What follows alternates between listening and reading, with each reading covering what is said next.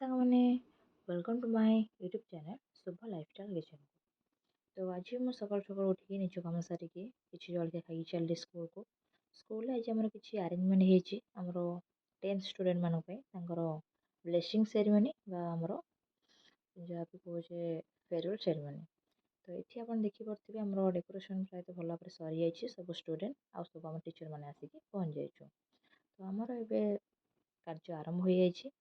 କାର୍ଯ୍ୟ ଆରମ୍ଭ ହେବା ପରେ ଆମର ପିଲାମାନେ ଆସିକି ଟିଫିନ୍ ଦେଇ ଦେଇଛନ୍ତି। ଦେଖନ୍ତୁ ଗରମ ଗରମ ପୁରା ପେଟିସ୍, ଯାହାକି ଦେଖିବାକୁ ଅତି ସୁନ୍ଦର ଲାଗୁଛି ଆଉ ଖାଇବାକୁ ତ ବହୁତ ଟେଷ୍ଟି ହିଁ ଥିଲା। ତ ତାପରେ ଆମର ସବୁ କାମ ସରିଲା।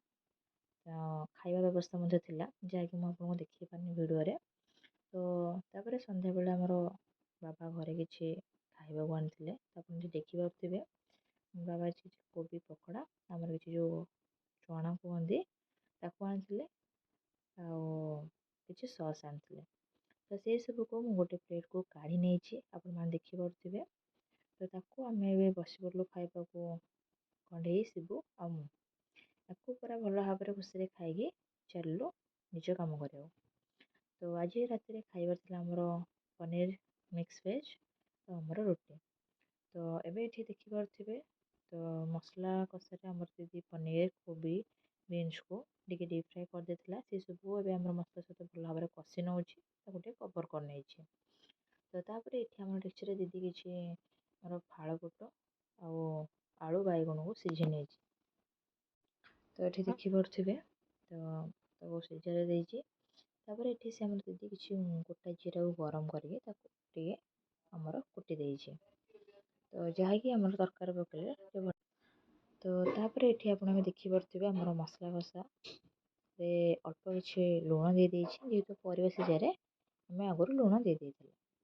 ତ ଏବେ ସେସବୁକୁ ଟିକେ ମୁଁ ଭଲ ଭାବରେ କଷି ନେଉଛି। ତାକୁ ଟିକେ ଆମେ ମଧ୍ୟ ସିଝିବାକୁ ଟିକେ ଛାଡ଼ିଦେବା ଆଉ ଟିକେ କଭର୍ କରିନେବା। ତ ଦେଖନ୍ତୁ ଏବେ ମସଲା ତ ପ୍ରାୟ ଭଲସେ କଷି ହେଇଯାଇଛି, ତାକୁ ଟିକେ ମୁଁ କଭର୍ କରିନେଇଛି। ତ ଏପଟେ ମୁଁ ଯେଉଁ ପରିବା ସିଝା ଗୁଡ଼ିକୁ ବସାଇଥିଲି ଦେଖନ୍ତୁ ପ୍ରାୟତଃ ସିଝି ଯାଇଛି।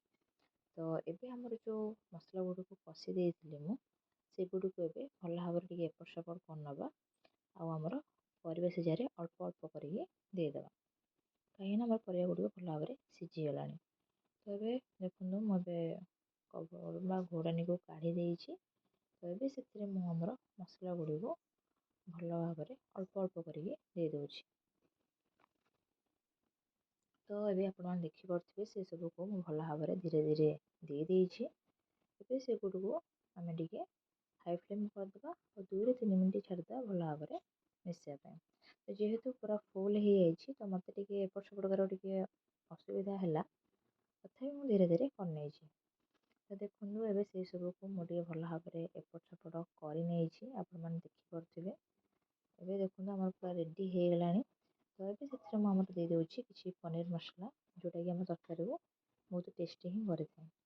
ମାନେ ଯେତିକି ଆମର ଦରକାର ବାସ୍ ମୁଁ ସେତିକି ହିଁ ଦେଇଛି। ତ ତାକୁ ଦେଇଦେଲା ପରେ ଏବେ ଆମର ଯେଉଁ ଆଗରୁ କୁଟିକି ରଖିଥିଲେ ଜିରା ଗୁଣ୍ଡକୁ ତାକୁ ମଧ୍ୟ ମୁଁ ଏବେ ଏଥିରେ ଦେଇଦେବି।